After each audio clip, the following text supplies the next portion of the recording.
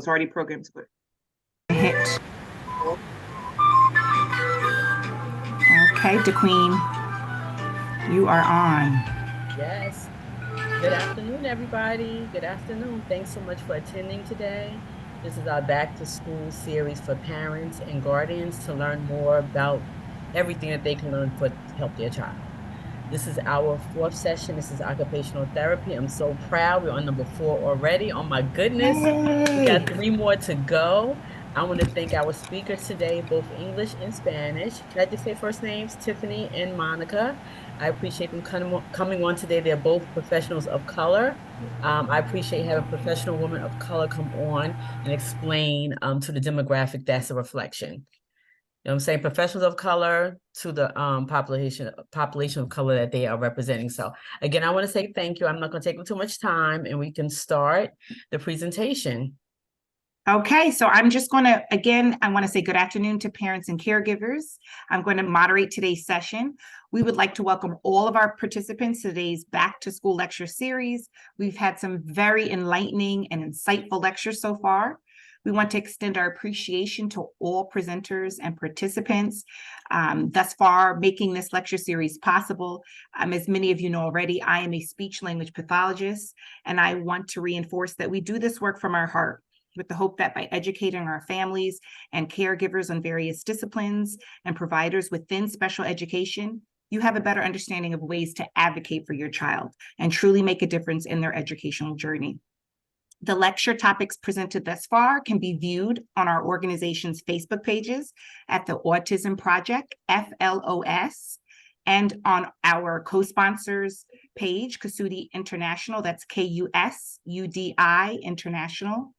So we are officially at our halfway mark with today's presentation on occupational therapy. We are so excited to have Monica Hunter, a veteran in the field, with us today. Yay. She has been an occupational therapist for 20 years. She recently became a certified autism specialist. Monica is a graduate of Utica College and a mentor to Utica University occupational therapy students.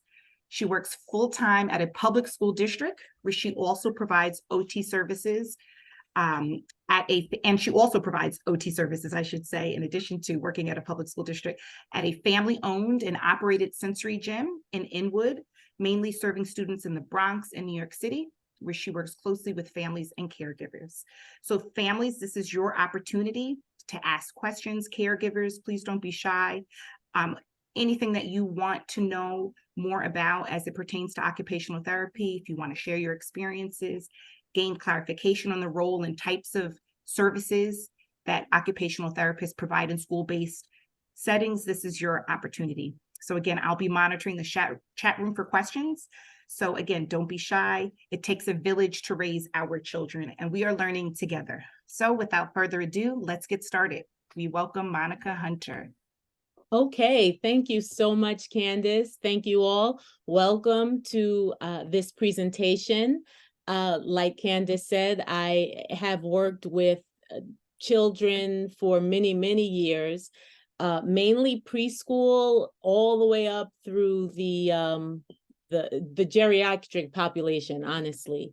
At the end of this presentation, hopefully you'll have a better understanding of what occupational therapy is and the roles that we play specifically in the school setting.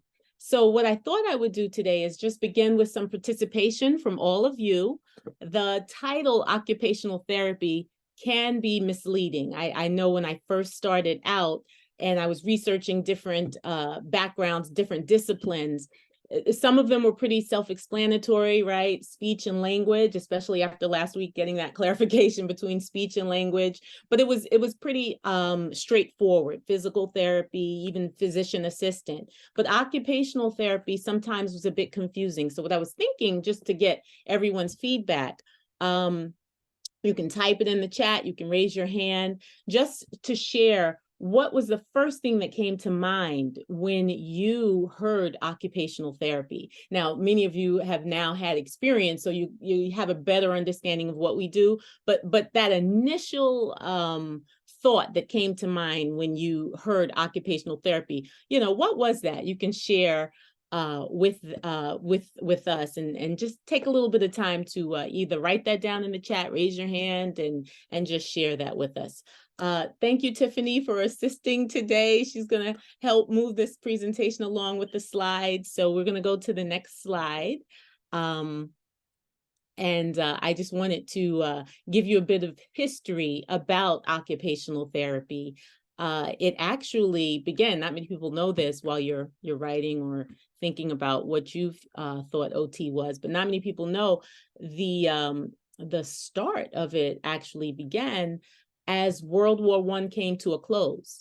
And what they found was a lot of veterans that needed rehabilitation, instead of just doing rote exercises, raising your hand, counting to 10 or 20, they found that the rate of recovery was actually greater when you put a meaningful and purposeful activity attached to that rehab. So sewing, instead of just working on simple exercises, perhaps needling the thread and using both hands to weave in and out the string, that helped with improving functional outcomes. So that's a key. I gave you a little hint in terms of what makes OT unique. It's that purposeful activity.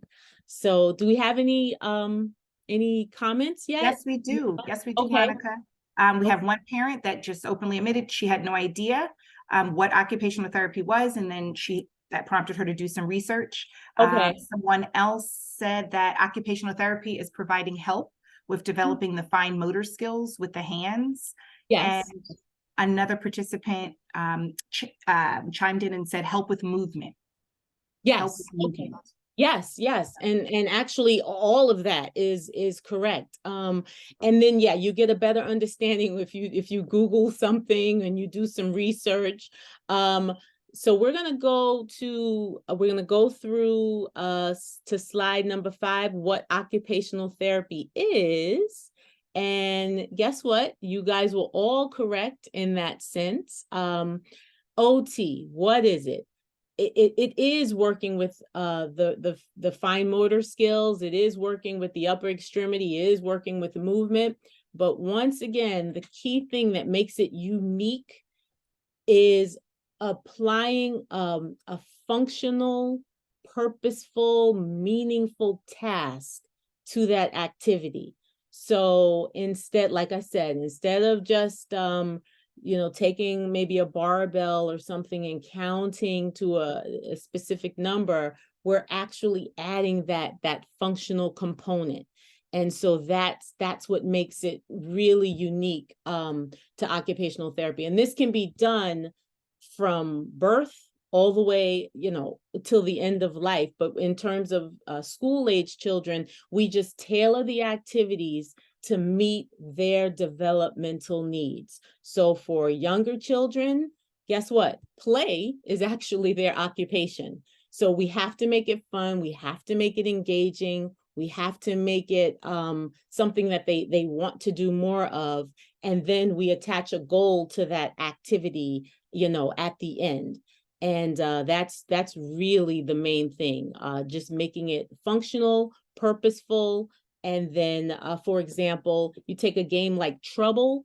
Everybody knows that game. You push the button. When you break down that game, actually, there are many components that an OT can address.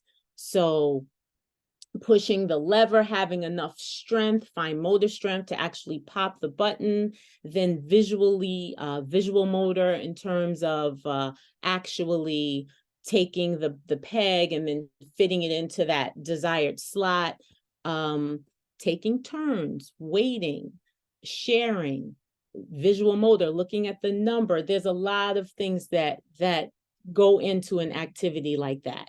So the role of an OT is to achieve and improve functional outcomes through purposeful and meaningful activities. That's it. And I just want to say, you may come across different disciplines that are doing the same activity, but the goals can look very different. But we'll talk about that later.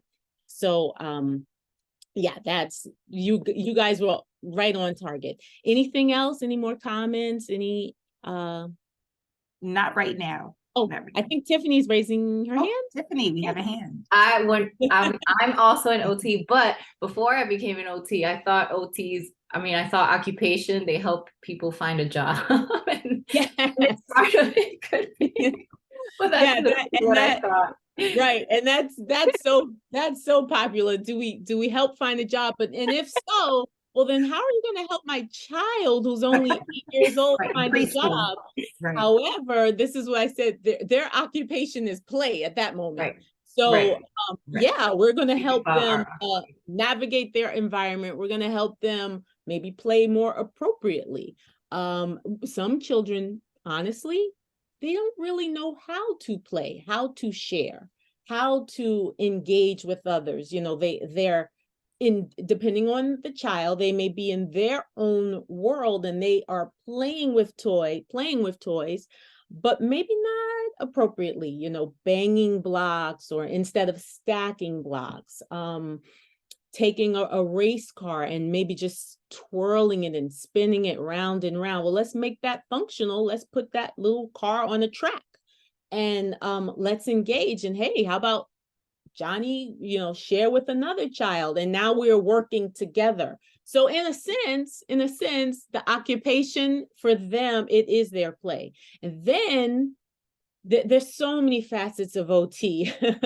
But even as they get older, children who are 18 to 21, now they're leaving the school setting, and now they actually are entering the real world. So an OT can play a role there as well in terms of community reentry, teaching life skills, which is a big thing. I worked at a school at one time, and the children were older, and now they were faced with this task of, well, what comes next.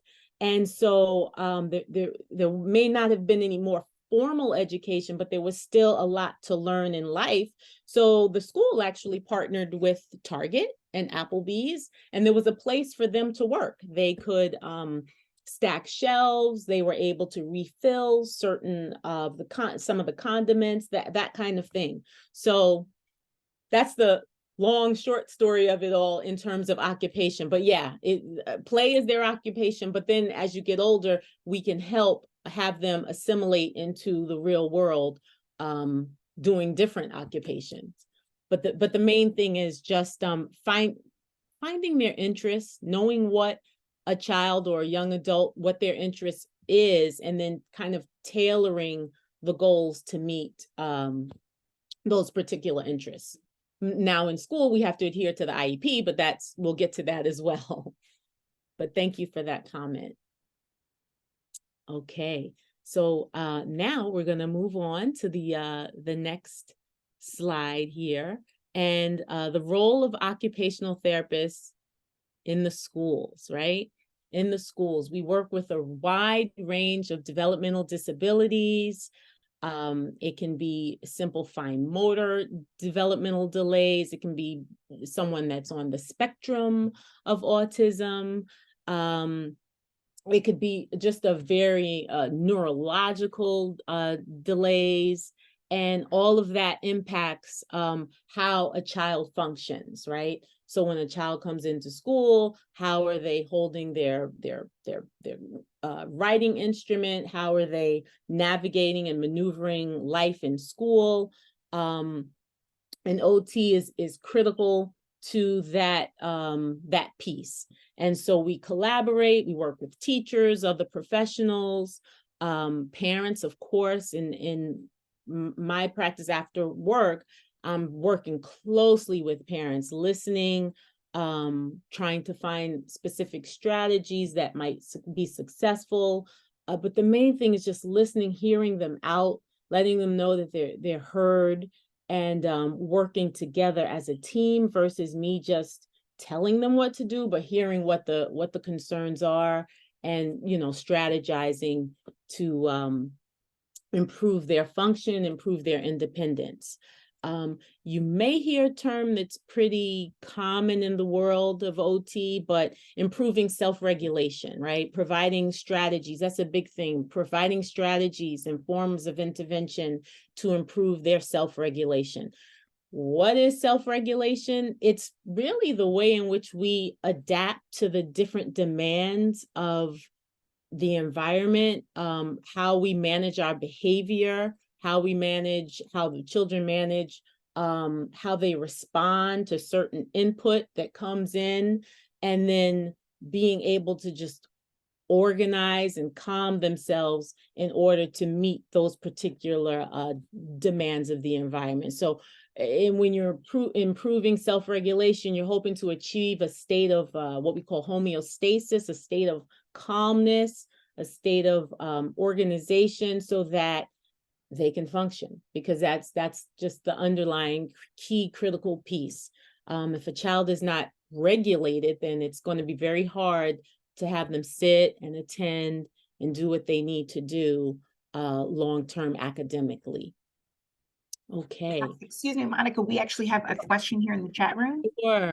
And you might get to this on a later slide, but the question is, what are signs a child has a need for OT services?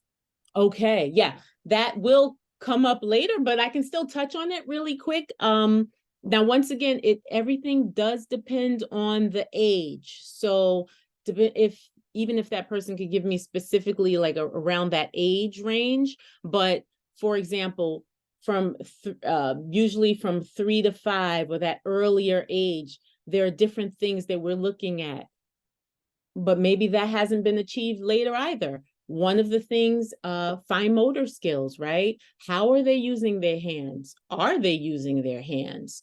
What capacity are they doing that in terms of the fine motor piece? And then there's the sensory piece. How are they navigating and maneuvering through their environment?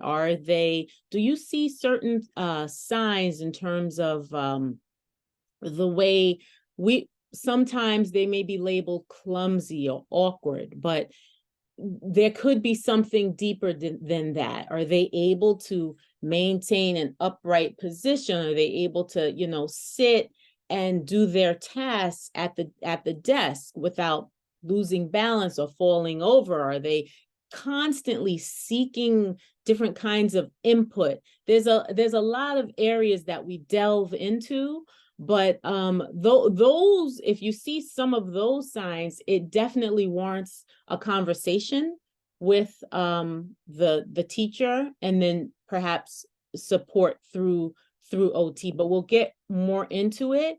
But the key thing is the signs that I'm seeing, are they truly impeding their function, the child's function, to the point where they cannot function independently, or they really need a lot of support? And also how much it hampers those around them. Does it interfere with learning in that aspect as well? So those are some of the areas that you might see, but mainly it's how it impedes the function. So it can be fine motor, it can be sensory motor, visual motor. It just depends. But all of those things warrant a conversation. And then from there, the OT can either do a screen to see if, okay, we need to have a full comprehensive OT eval after that. Anything else with that? The chat room is clear for now. Okay, we are clear to proceed.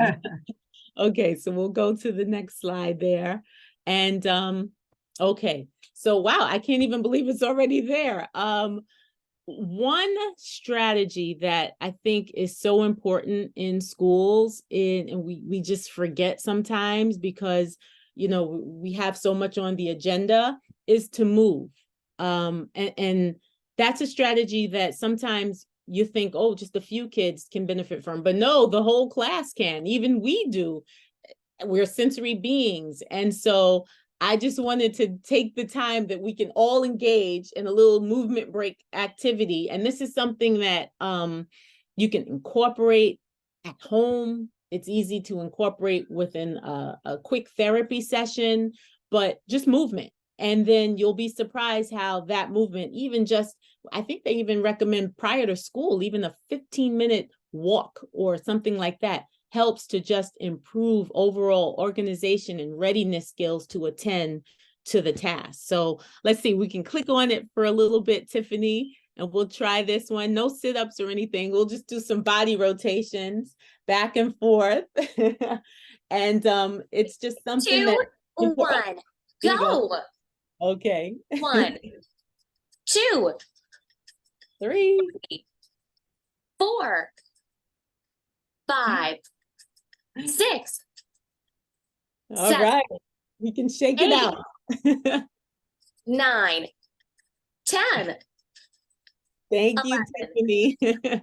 I just wanted to give you an idea of some of the activities that I try to incorporate into my therapy sessions. So that's something quick. I offer it as a strategy even to other disciplines, or it's really something you can do at home,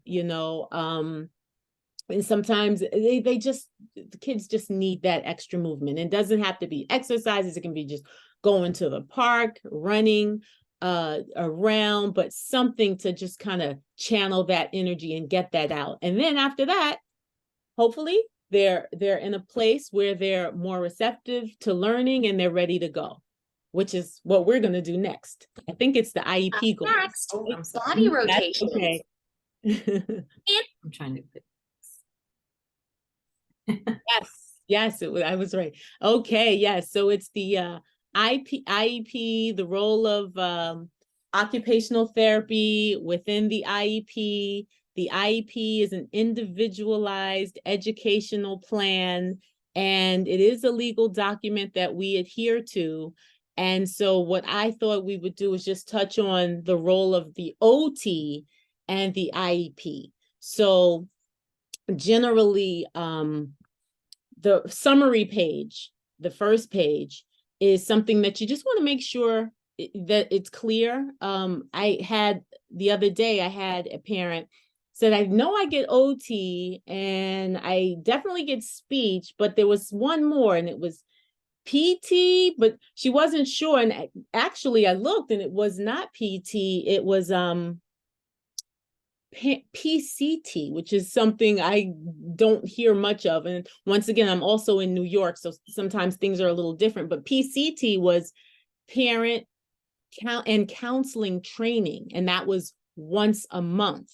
So, those are the things. Sometimes everything goes so quick, you realize that they're in a meeting, and it's not that we're not paying attention, but sometimes parents it's so much information all at once, and you get inundated with OT, PT, and you just think you're getting it, and it's something else. So that first page is that summary page, and for related services, that's where you would find the occupational therapy. But there are other services in addition to that are, mandated and recommended. So generally in schools, it would be 2 times 30 times 1-to-1, and the 2 would be twice a week.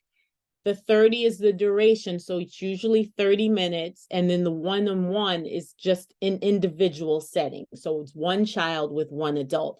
That is typical, but that is not the standard by any means. There are times when we have group sessions.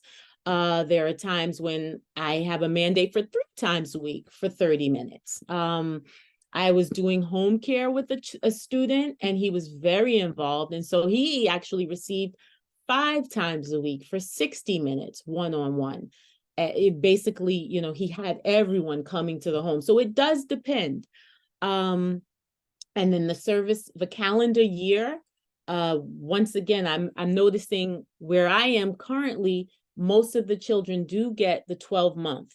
However, if you're in the city, that might not necessarily be the case. And then you assume that it's July and August, and it's not. So that's something that you really want to make, clear in terms of just making sure in terms of, okay, am I getting just for September through June, or are those additional months included as well?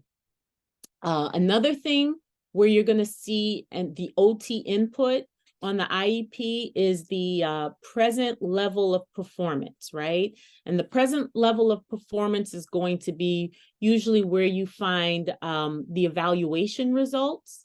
And if there is a delay, sometimes we'll put the present delay or where they fall, if it's moderate, mild. And in terms of visual motor, fine motor, and then I always include sensory. I have to address that, the sensory needs. And then also under physical development, there's usually a space for occupational therapy, and OT will put their input in terms of how they're coming along, what are the areas of concern, fine motor coordination, strength. Once again, those sensory needs, I usually put that under management needs in terms of navigating their environment and if they need support that way. So those are pretty much the key areas that you'll see related to OT on the IEP. But I just wanted to make that clear that you understood that. And then the annual goals are next. And let's see here. Just like I was saying, the areas are going to be fine motor, pretty much in general, the fine motor skills.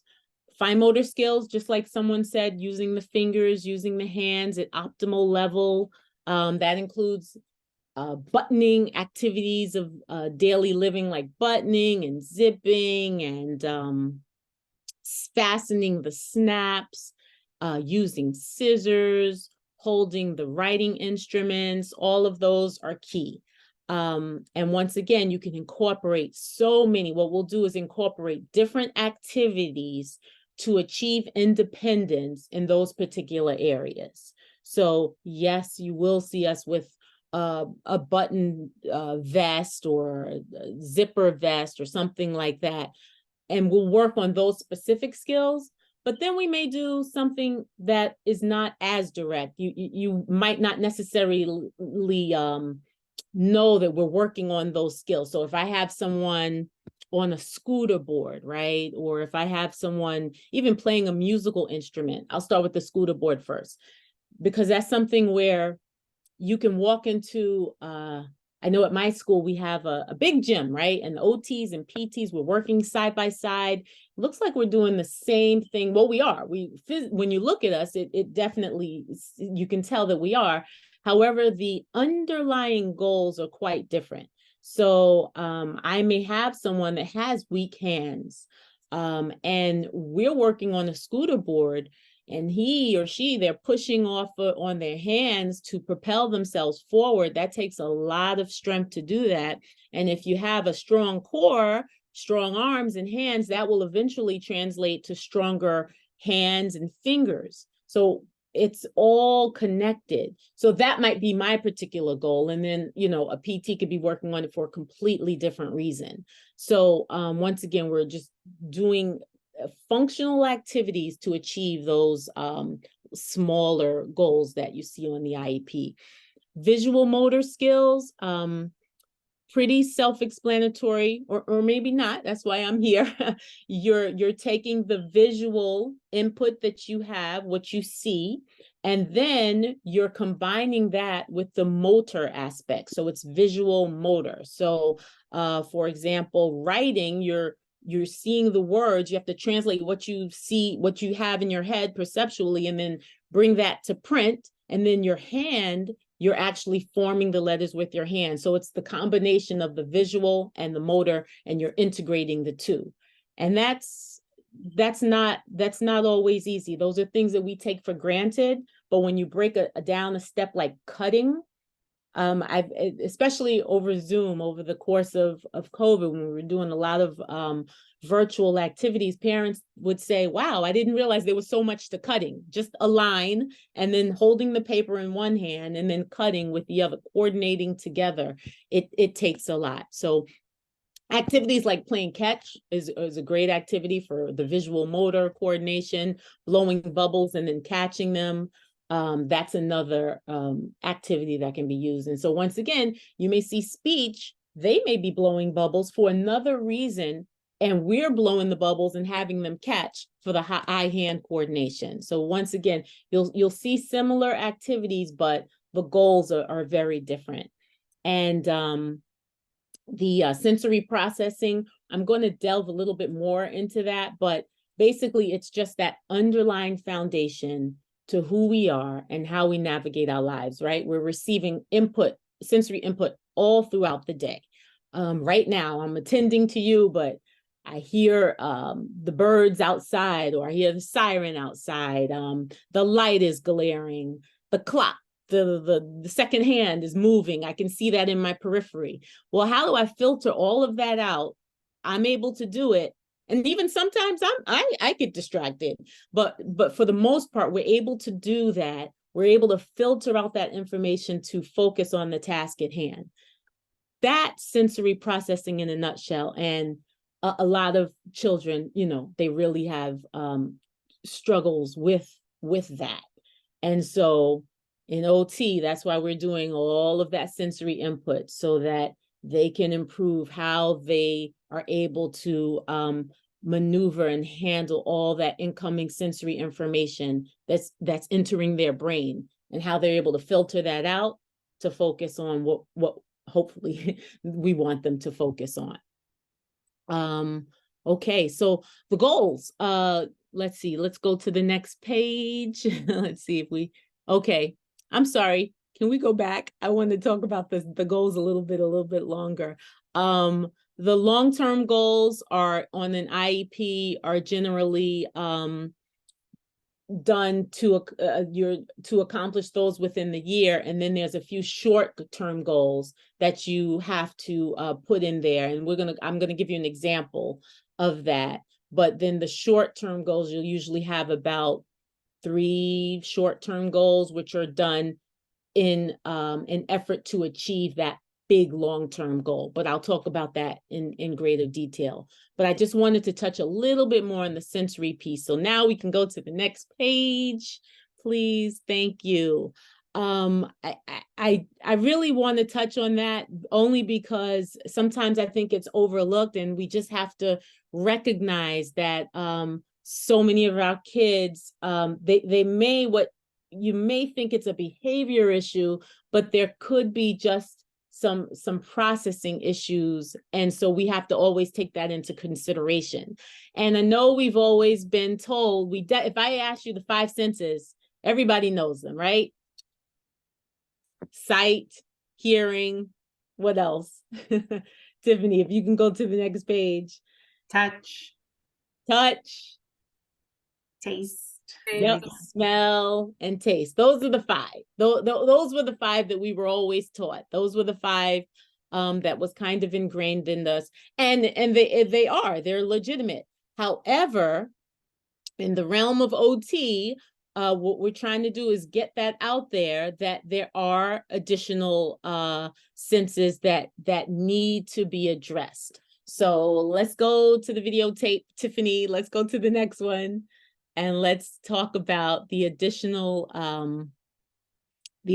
senses that really impact our lives. Can you see it? This slide, the proprioceptive vestibular? Yes. So the proprioception, vestibular, and interoception. They're key, they're big words, but how about this? Try closing your eyes and raising one hand in the air, right? Close your eyes and you raise your hand in the air. No one really thought about, okay, you can open your eyes now. No one really thought about, okay, am I doing, let me break this down. Let me close my eyes, raise my hand in the air. I said, raise your hand in the air. You didn't put it down. You didn't put it to the side. You didn't put it across your chest. You just automatically kind of did it and you knew where it was. That's your proprioceptive system working efficiently. And it's telling you where your muscles and your joints are. And you automatically know you're receiving that information from your brain and you're able to execute. Simple as that.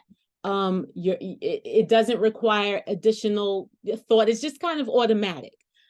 But imagine that system being compromised and you really don't know where your joints, your muscles are in space. Imagine trying to do that, while you're writing, or sitting up and attending, and now you have to focus on the pressure, the grip pressure on your pen. Is it too much? Is it too light? Just think about that. Sometimes we come across children, right? And they're not applying enough pressure, and we don't understand why. But it could be that they're just not receiving appropriate feedback from their muscles, from their joints. And so that's another place where OT is just highly important in terms of providing that input to them, so that they do have a better understanding of their muscles and their joints in space.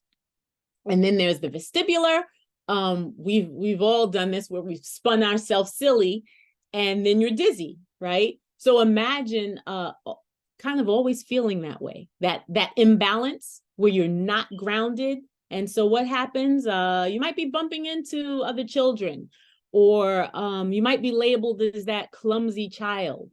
And that's simply that it's just that the vestibular information is not coming through, and it's not fully intact. So that impedes the way in which that child interacts with his environment. Oh, they're so silly, they're falling out of the chair. Well, they may not be able to get enough feedback from that seat of that chair into their body, so they don't really feel steady enough. So they do constantly fall out their chair. So that's where there are different modes of intervention that OT can play in terms of providing like a cushion or a TheraBand that you wrap around the base of the legs, and the child can put their legs inside the TheraBand and kick back and forth. Those are key things that we can do to kind of facilitate that better grounding of themselves in relationship to their body and their environment.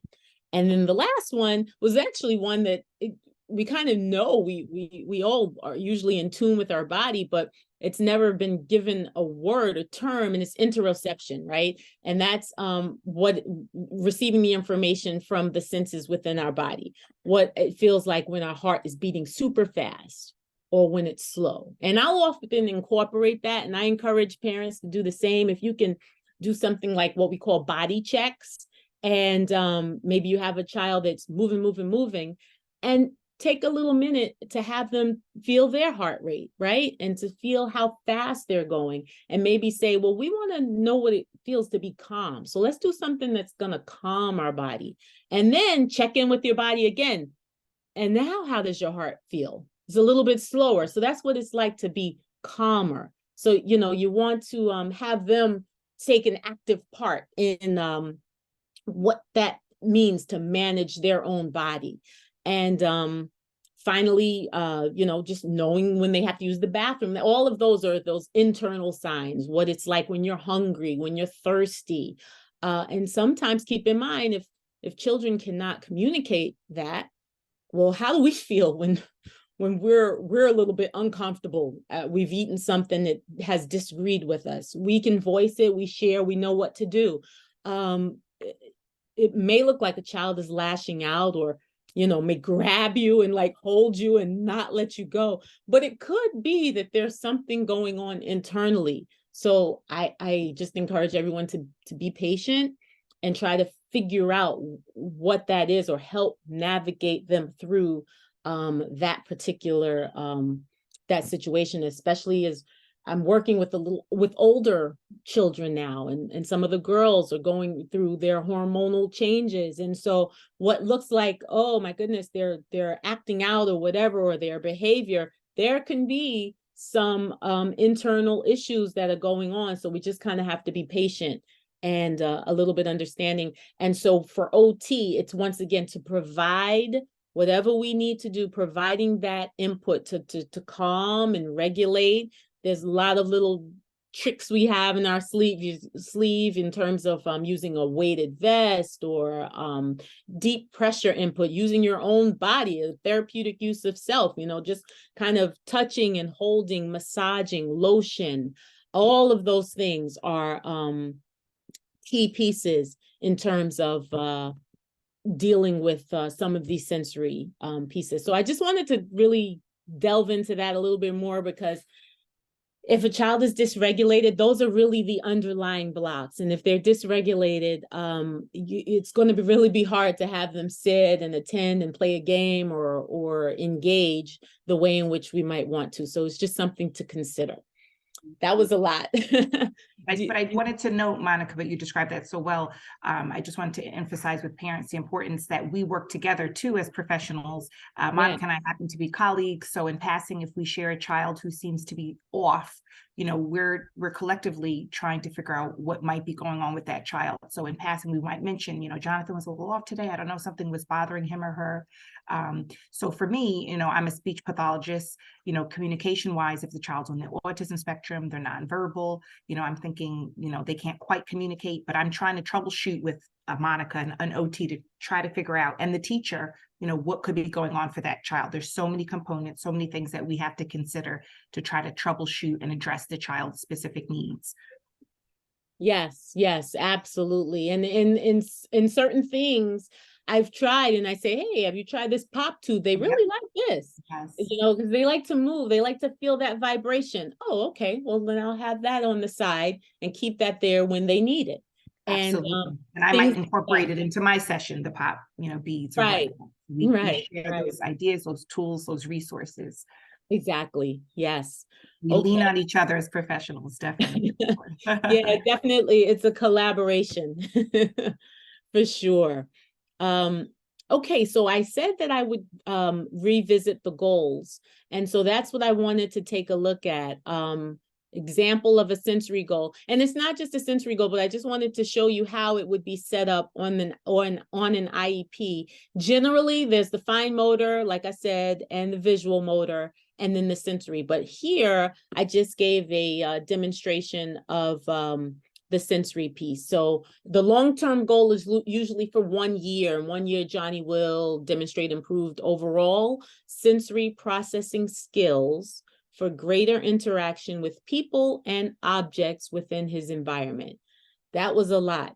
But basically, how we talked about like self-regulation, how we talked about adapting, they also call it adaptive responses, just adapting to their environment appropriately. That's what that means, basically. And then you can have short-term goals. You can do in 3 months, and then maybe the next one would be in 6 months, a child will achieve this, and then in 9 months, a child will achieve that. And so in this particular example, this was a sensory goal. The transitions, for the most part, to OT are okay, but it does depend. It can vary, because if a child is engaged in something that they were enjoying, or maybe they were thrown off schedule, and we interfered with something that they were doing and they were not expecting us to come because we don't normally pick them up at that time, there can be some signs of distress. But in this particular case, it's in 3 months, Johnny will transition from OT without showing signs of a transition, using appropriate transitioning tools as needed with minimal prompts from the therapist. So a transition tool, I know some kids like something as simple as Play-Doh.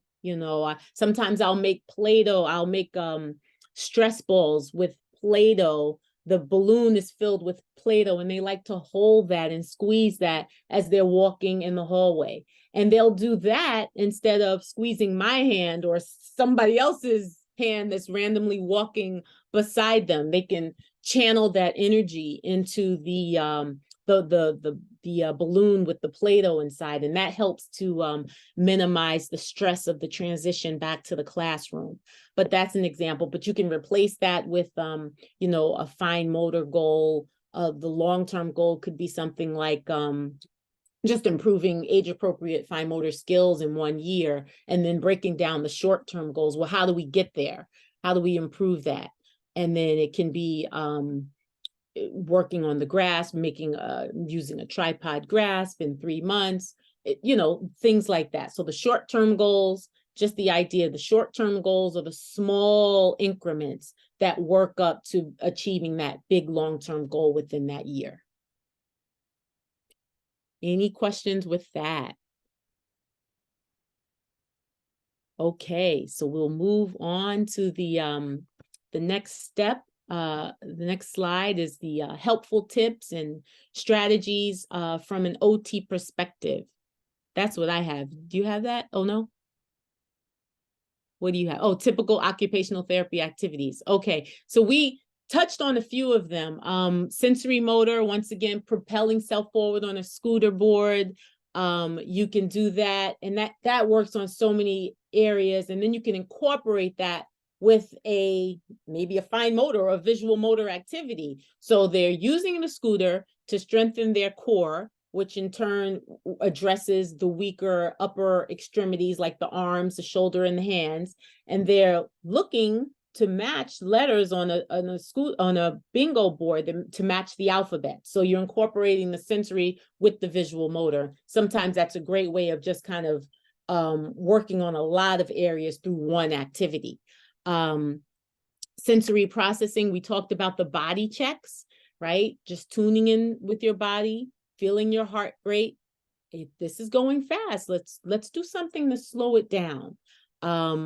Deep breathing exercises, which we'll do later, but those are incorporated under the sensory processing. Attention and frustration tolerance, taking turns. That's why board games are so really a nice piece, a nice addition, especially with the older kids, but you can modify any game.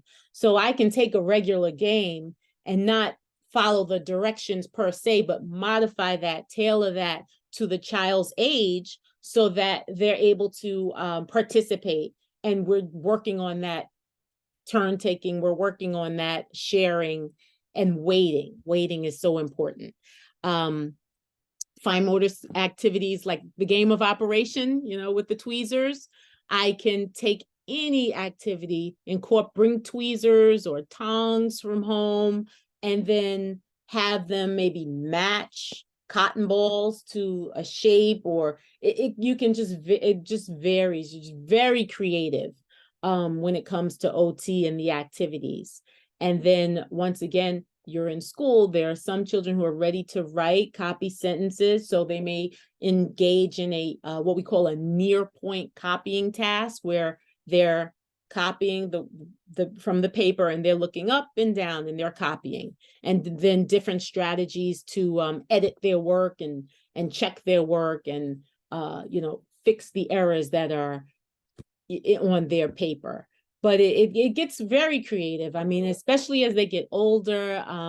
That's one of the things I love about the older population. You know, I have students who they're able to share with me. I had a student that said, I've always wanted to go to Japan. I said, so you know what? Let's create a brochure of Japan. And we're able to incorporate all the activities that we just mentioned: fine motor, visual motor, a little bit of sensory, in an activity to make a brochure on Japan. So you'll see just about anything, we can justify it to tailor it to meet the goals that are on the IEP. And that is what we're doing. All the activities should be related somehow to achieving those specific long-term goals on the IEP. Okay, so what's on the next slide? Okay. Helpful tips and strategies from an OT perspective. I just wanted to say, especially now that we're going back to school and the structure of the day has been a little bit different over the summer, we want to try and get back to a routine, a predictable routine for children. It could be in the form of setting up a visual schedule. It could be in the form of just letting them know what's coming next throughout the day. Maybe getting back to going to bed a little bit earlier in preparation for rest. And another piece that's important is turning off the the stimulation of the blue light of the computer, the tablets, that kind of thing, maybe reading books, having them read a book as, you know, as best they can, telling a story, but just kind of de-stimulating and getting back to a routine. And that is so important in terms of getting ready for school, and just it helps overall with the day. It's important for children to kind of have some idea of what's coming up next. And so I think that can really be of help. Movement breaks, as we've said, are so important, you know, in terms of knowing the signs of being overstimulated and when they need a break. But what I would encourage is doing movement breaks and these deep breathing exercises throughout the course of a day. So not reacting to a major tantrum, but kind of systematically providing that input throughout the day so that it can kind of avoid, hopefully, a major tantrum, but providing that just a little bit of movement in the morning with some deep pressure, a massage, maybe in the afternoon, and certainly before bed, just providing that input so that it's not reactionary, but as a precaution. And then the child may then be able to tell you what they like. I've often had students bring my hand to their arm and just kind of squeeze, you know, because that's kind of what their body is craving at the moment. So you might want to incorporate things like that in their day so that they're able to maybe start getting an understanding of, I like this touch, I like this texture, and having those things around. But definitely the key is collaboration with the teacher and the OT so that we can troubleshoot and figure out what strategies are best effective with your particular child. Any questions or anything with that? Not at this time. You're good. Okay. All right. One more thing I want to, you may hear that term, sensory diet. Sensory diet. What is that? A sensory diet, I call it a sensory plan. It can be anything, but it's everything that we've kind of mentioned, but perhaps maybe in the morning. You provide 10 deep touches to your child at a certain time of the day. And then in the afternoon, if this is a weekend and they're off, checking in with them, doing a little bit of yoga. They're consistent as a schedule of different sensory activities that aim to regulate your child. And so it's just important to have them on a schedule, on a routine, so that they can maneuver and adapt to their environment in the most optimal way. We want them to make natural adjustments to their environment. So it's just a guide, a simple guide of different activities that you can do throughout the course of the day to help regulate and to help calm. And I mean, it can be as simple as that. Like I said, the deep touch pressures in the morning, giving them some heavy work activities after school, taking the longer way home even, instead of getting off at one stop, maybe getting off at another stop earlier, just to walk it off. If you're living in a building, maybe getting off one floor earlier to walk up the steps, things like that. And so what it would be a plan that you would have, and you would kind of follow different activities throughout the course of the day, just to improve regulation and just to improve the way in which they respond to their environment. Okay, so let's go to the next slide here. Now, speaking of regulation, one of the things that is so important, and I've had students tell me, I need to breathe now, or now it's gotten to the point with some students, I'm able to just give a sign of inhaling, and then they know to take a deep breath out, just to relax, just to calm themselves down. So I wanted you to experience what that's like. And that's another activity that can be incorporated into a sensory diet or sensory plan. I always try to do deep breathing. So the deep breathing can be before bedtime. And actually, the deep breathing can start off at the beginning of the day, just so that they have what, they have that sense of what it's like to be calm and to be in a state of rest. And then naturally, if they do get upset, well, we can take a walk and we can still deep breathe. But you just want to encourage them as you share these different strategies, so that they can pull kind of like from their toolbox what they need when they need it. And so let's try it. This is one that I like to do. It's the candle flower breath. And so when you see the flower, you take a deep breath and you smell the flower, you inhale. And then when you see the candle, you blow out the candle. Okay, so let's just try it. I usually do this at the end of the session, but it can vary, honestly. And I've had students ask for it, which is good. And so this is a deep breathing exercise, and it's to help relax, help to feel calm, help to just regulate your body. And it explains, when you see the candle, you gently blow, you blow out the flame. And when you see the flower, you take a deep breath to inhale. And you just inhale. And you can incorporate hand movements with it as well. Deep hugs, inhale. And then you blow out. And inhale. And you blow. Thank you, Tiffany. Thank you. Yes. And so, it's just so important. We can go to the next slide. I just wanted to provide some more helpful tips and strategies to help along the way. Remember, please, it's okay to collaborate with your therapist.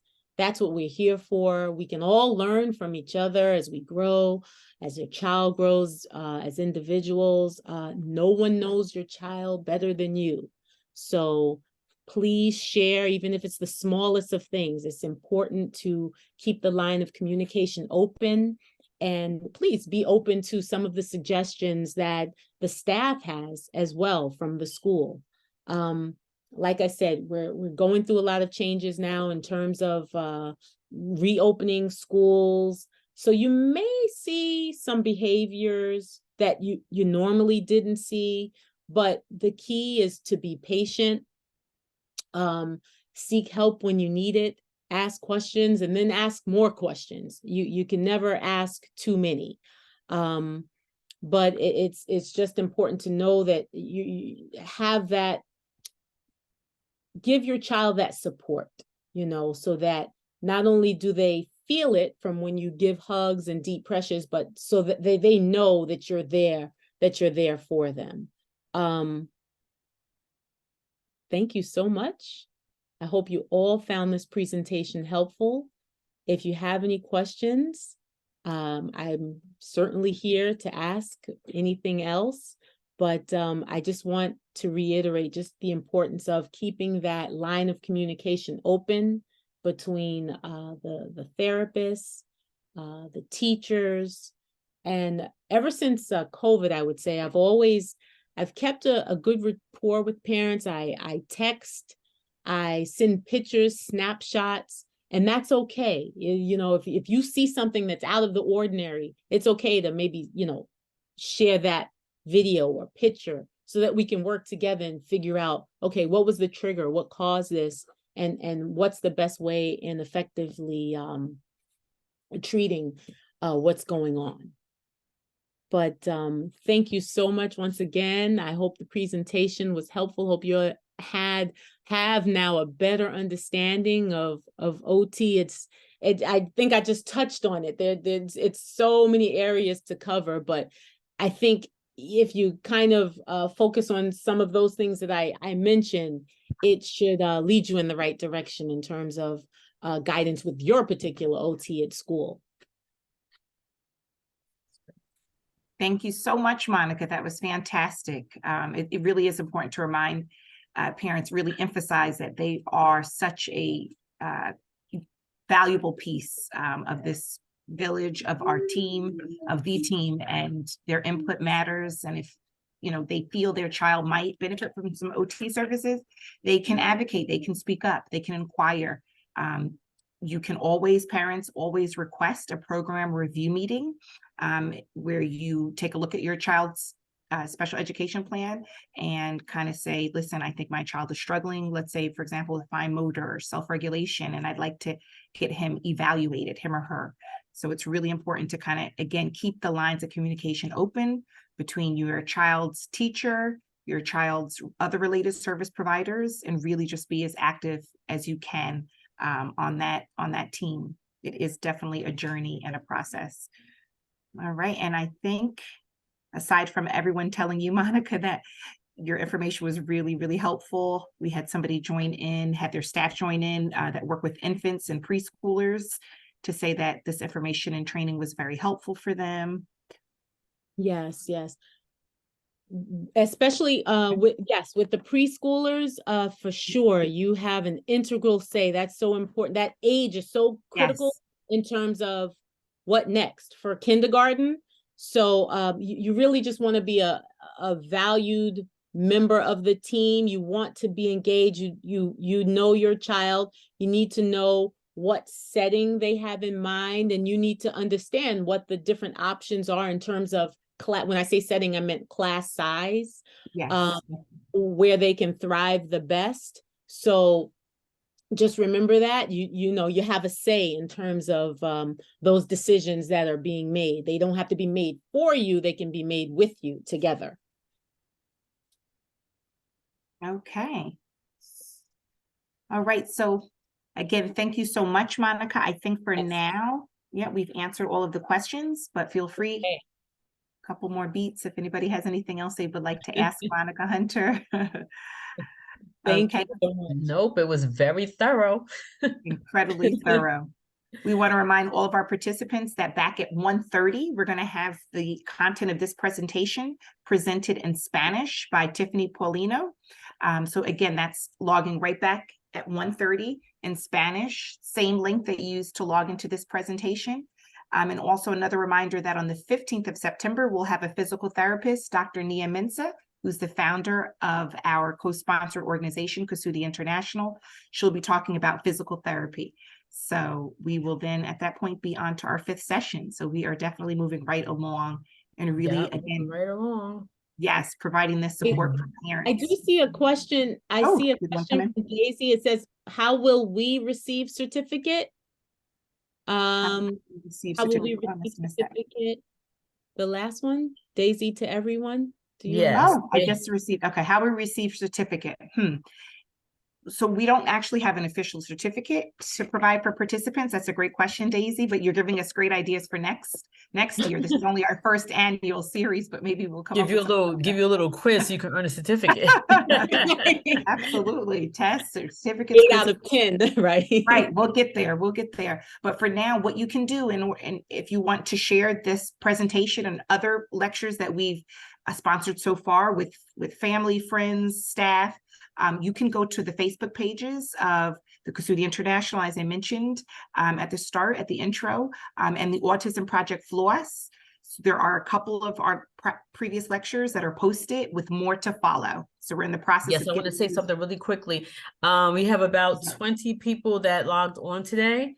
I wanted to just say, if we don't have your email, please put it in this chat here. And my email address is there. You can send your email to that email address, and we will add your email to, our e-blast, and you'll get the next sessions and whatever else we're doing beyond this, these trainings and information as well.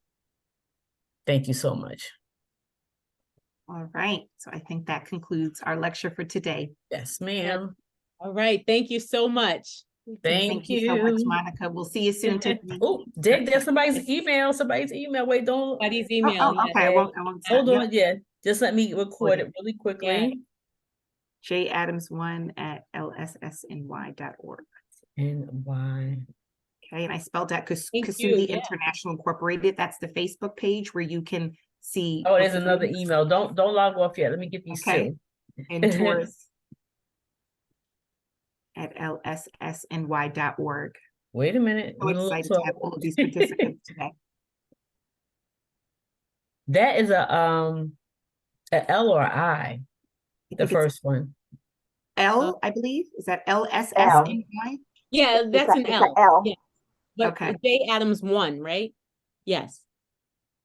Oh, I'm writing down another one. Tammy G, you got that one? I'm 1954 at iCloud.com. So what's lssny.org? Is that an organization? It is. It's Lutheran Social Services of New York. I'm a colleague of Nia Bensa, so she definitely referred us to this. And Oh, thank you so much for logging on. wanted to kind of get information and see what this is Yes. about as we serve infants to 4-year-olds. We're actually a family Wonderful. worker network. Yeah. So we have family workers that's on the call, education specialists, and a couple ed directors. Oh, Um, that's really really cool. need information. So thank you all for the presentation today. Yes, Oh, definitely. sure. I will definitely follow up and be sending out information to you guys. Also, just to plug really quickly, April of 2024, we will have a resource and provider fair. So if you guys want to have a table there so you can meet the community of Yonkers, it's a pretty big city, that would be also great. If I can, I'll add your information there and send that out to you as well, okay? Okay, I'll put my information in the chat. But I did register, so you should have me. But thank Okay, you. perfect. Yeah. Yes, thank you. Yay! Right. Really excited. It's great.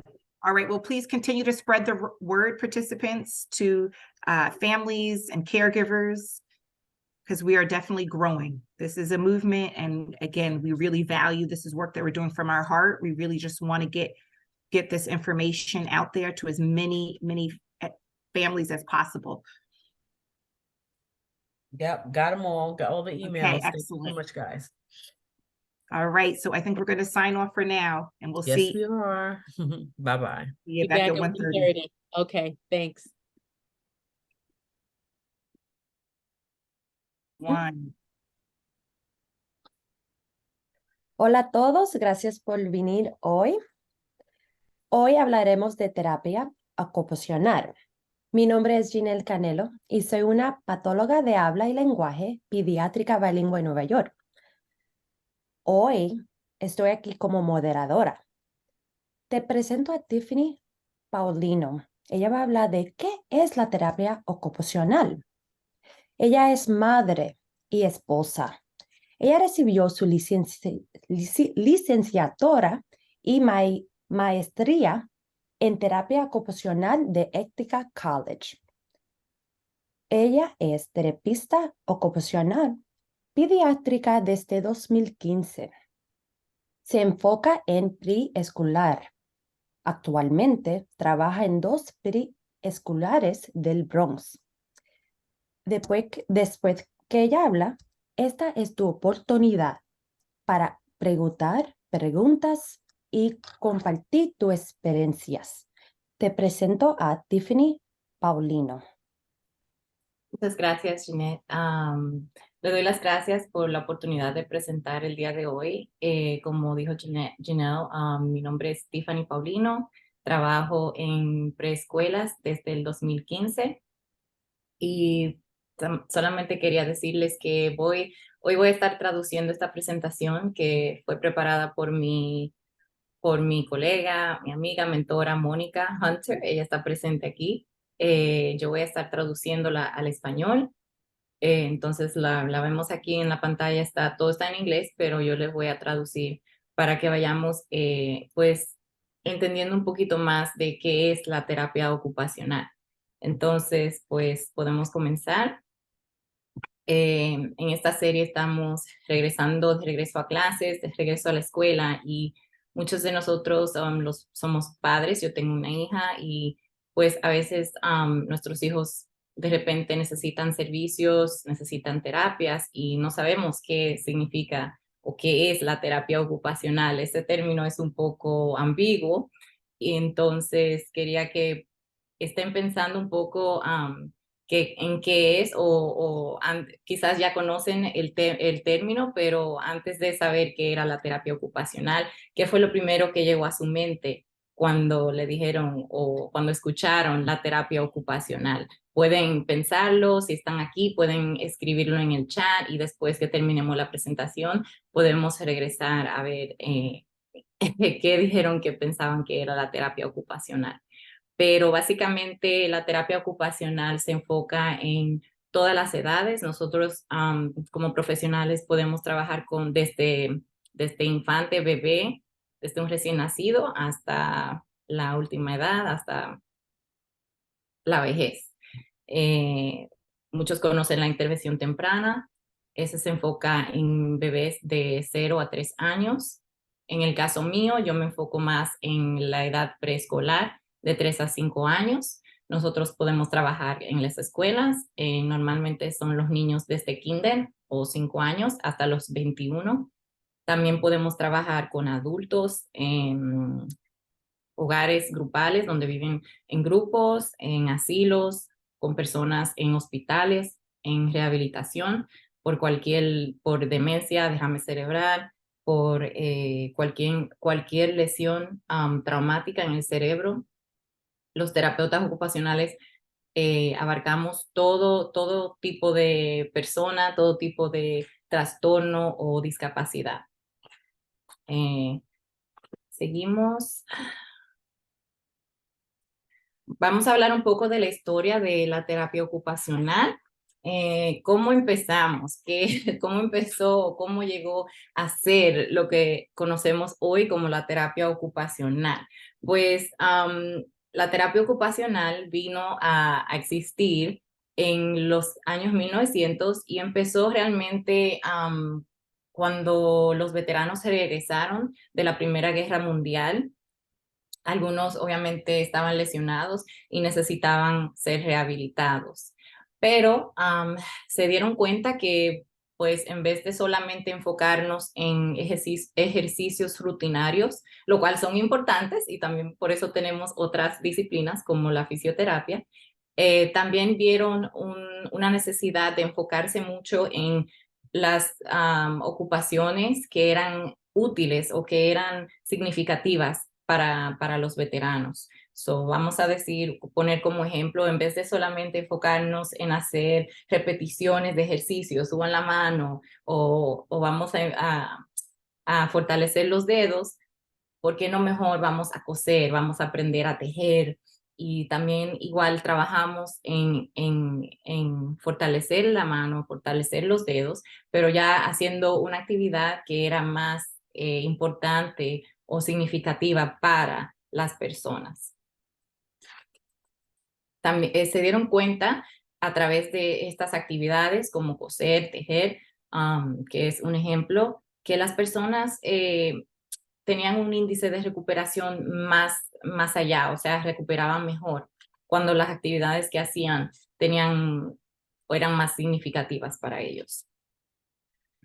Entonces, seguimos. Aquí hay algunas fotos a través de los años, cómo los terapeutas ocupacionales trabajamos con diferentes edades, haciendo diferentes actividades. Aquí son unos ejemplos, los que ustedes podrían ver. Seguimos. Ok. Entonces, obviamente, en esta presentación nos vamos a enfocar en las terapias con los niños, pediátrica, porque pues ese es el enfoque de esta serie, Back to School, de regreso a clases. Entonces, el papel principal del terapeuta ocupacional es lograr y mejorar los resultados funcionales a través de las actividades útiles y significativas para una persona. Como ya hablamos, ese fue el gran logro que se dieron cuenta que para las personas notaban que podían rehabilitarse mejor o más rápido cuando las actividades que hacían tenían algún propósito que era útil o significativo para ellos. Entonces, cuando trabajamos con niños, bueno, con cualquier persona, en verdad, con cualquier individuo, Siempre tenemos como objetivo mejorar la independencia y el funcionamiento de esa persona a través de las actividades que ya hablamos, como dijimos. Entonces, dependiendo del niño, nos enfocamos o tratamos de hacer las actividades que sean particular a ese niño, algo que le importe o que le guste a ese niño, pues para que ellos tengan mejor participación y mejores resultados. Con los niños pequeños, sabemos que la ocupación o lo más importante para ellos, de la manera que ellos aprenden mejor, es a través del juego. O sea, para los niños el jugar es su ocupación, eso es lo que ellos necesitan aprender a jugar, jugar bien, y a través del juego ellos aprenden todas las habilidades que necesitan.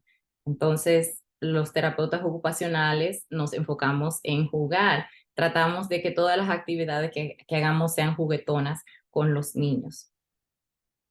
Y eso es lo que hace que la terapia ocupacional también sea única, es que tratamos de agregar las actividades útiles y significativas, no solamente el ejercicio. Entonces, a veces sí hacemos ejercicios, pero el fin siempre es la actividad, o sea, el fin siempre tiene algo funcional. Seguimos.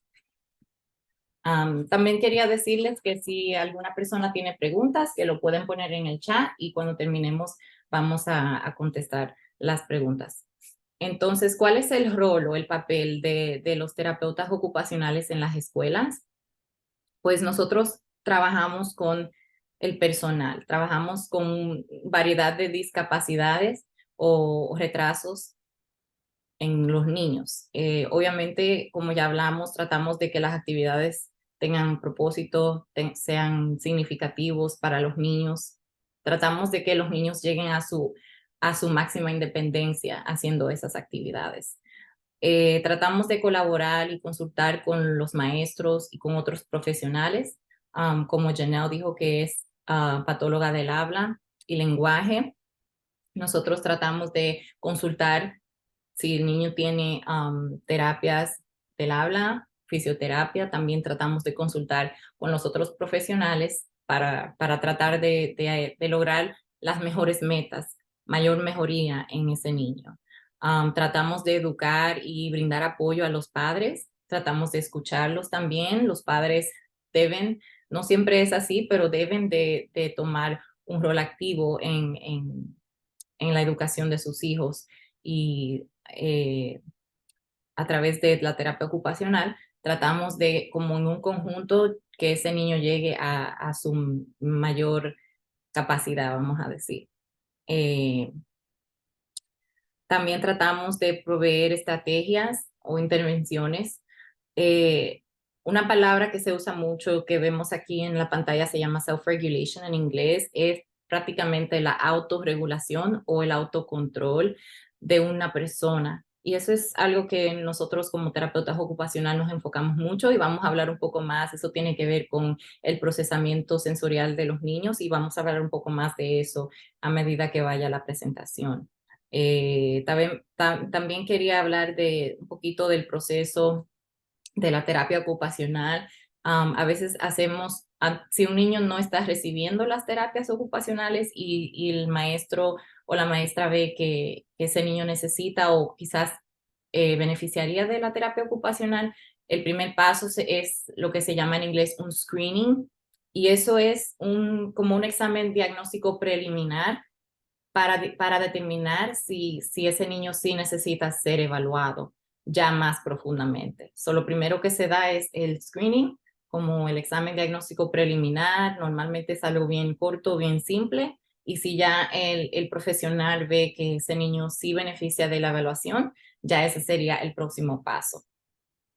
A veces la terapia ocupacional se dan en consulta con los maestros, buscando estrategias dentro del aula o durante el día escolar que el maestro en conjunto con el terapeuta puede implementar con ese niño.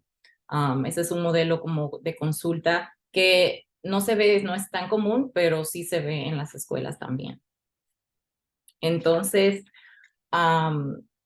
una de las estrategias que podemos usar o brindarles a los maestros dentro del aula son recesos para el movimiento, para movernos, para básicamente ayudar a esos niños a autorregularse, como hablamos del self-regulation, para que esos niños, bueno, para que sus mentes estén preparadas para aprender, preparadas para sentarnos o enfocarnos en lo que debemos hacer.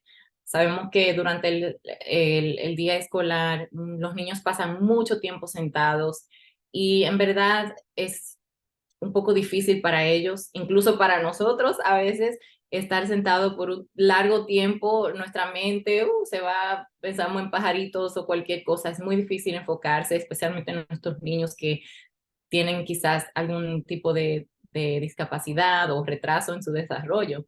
Entonces, nosotros mismos también beneficiamos de esos recesos. Así es que vamos a implementarlo aquí.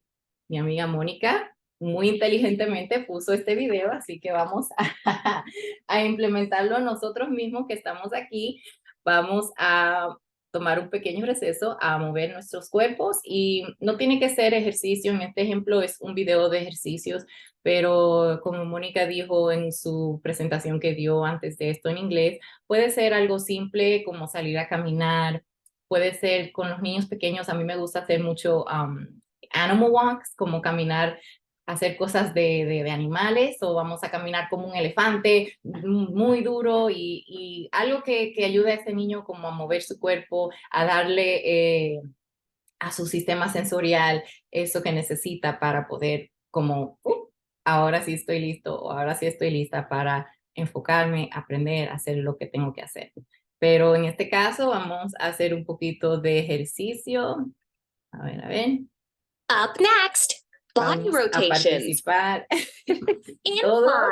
5, 4, 3, 2, 1, go. Vamos a 1, movernos.